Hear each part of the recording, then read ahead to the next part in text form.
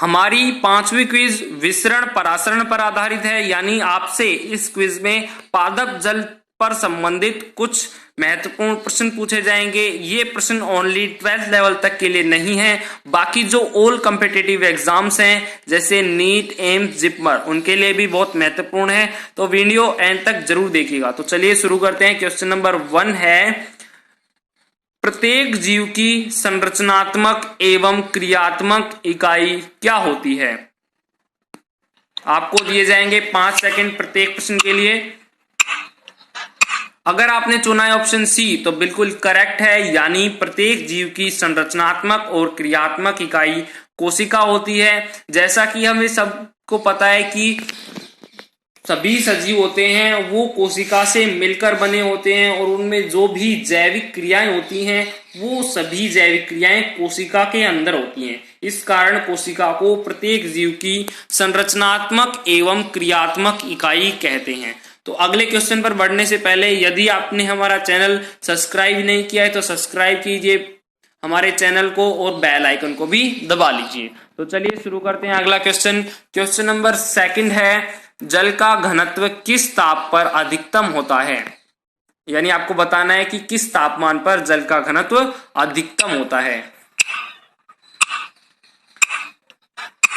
अगर आपने चुना है ऑप्शन ए तो बिल्कुल करेक्ट है, यानी -4 डिग्री सेंटीग्रेड तापमान पर जल का घनत्व सबसे अधिक होता है। ये बात आपको नोटिस कर लेनी है कि जल का घनत्व 0 डिग्री सेंटीग्रेड तापमान पर अधिकतम नहीं होता है, -4 डिग्री सेंटीग्रेड तापमान पर होता है, क्योंकि इसी तापमान पर जल जो है वो ठोस में परिवर्तित होती है, यानी बर्फ में परिवर्तन होता है। तो इसका आंसर होगा -4 डिग्री सेल्सियस। अगले क्वेश्चन है क्वेश्चन नंबर 3, विसरण क्रिया में किस पदार्थ या पदार्थों का आदान प्रदान होता है?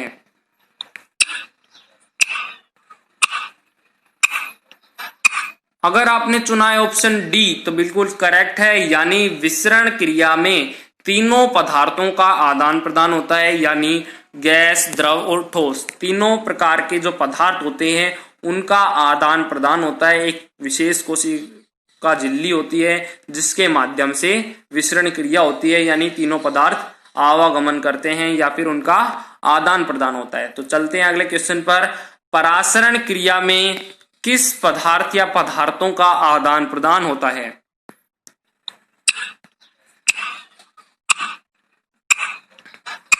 अगर आपने चुना है ऑप्शन बी तो बिल्कुल करेक्ट है, यानी परासरण क्रिया में द्रव का आदान प्रदान होता है। आपको याद रखना है कि विसरण क्रिया में क्या हो रहा था, तीनों प्रकार के पदार्थों का आवागमन हो रहा था, लेकिन परासरण क्रिया में केवल द्रव्य पदार्थ होता है उसका ही आदान प्रदान होता है और किसी पदार्थ का आदान प्रदान नहीं होता है। तो चलते हैं अगले क्वेश्चन पर। अगला क्वेश्चन है, पादपों में एक कोशिका से दूसरी कोशिका में जल का विसरण किस क्रिया द्वारा होता है?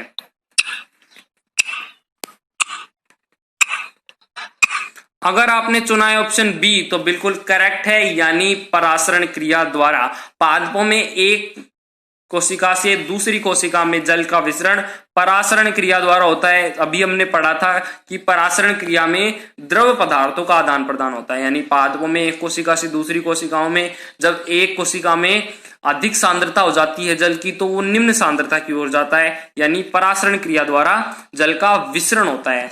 अगला क्वेश्चन है, पादप व वायुमंडल में गैसों का आदान प्रदान किस क्रिया द्वारा होता है?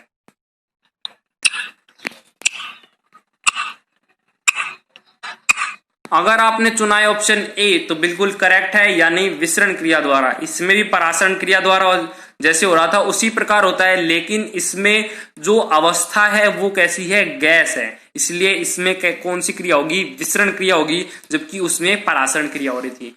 अगला क्वेश्चन है, विसरण दर होती है, यानी आपको बताना है विसरण दर किसमें अधिक होती है किसमें कम होती है।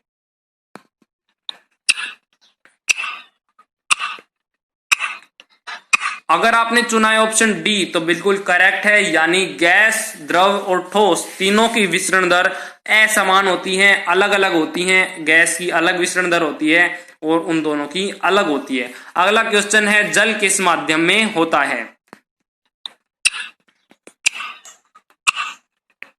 अगर आपने चुना है ऑप्शन सी तो बिल्कुल करेक्ट है, यानी जल उदासीन माध्यम में होता है।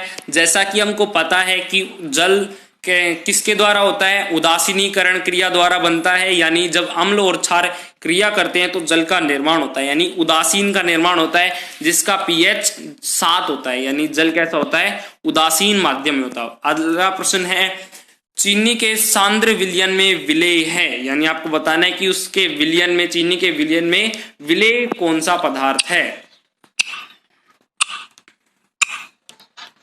अगर आपने चुना है ऑप्शन बी तो बिल्कुल करेक्ट है, यानी जब चीनी का सांद्र विलयन बनाते हैं, चीनी को घोलते हैं जल में, तो उसमें जो विलेय होता है वो शर्करा के अणु होते हैं। और हमें पता है कि विलेय किसे कहते हैं, जो विलयन में कम मात्रा में पाए जाए उसे हम विलेय कहते हैं, यानी विलायक में घोलने वाला पदार्थ को विलेय कहते हैं। तो जब चीनी का सांद्र विलयन बनाते हैं तो उसमें कम मात्रा में उपस्थित अणु शर्करा के होते हैं, यानी शर्करा के अणु विलेय होते हैं। अगला और लास्ट क्वेश्चन है, विलयन का तापमान बढ़ाने पर विसरण दर पर क्या प्रभाव पड़ता है।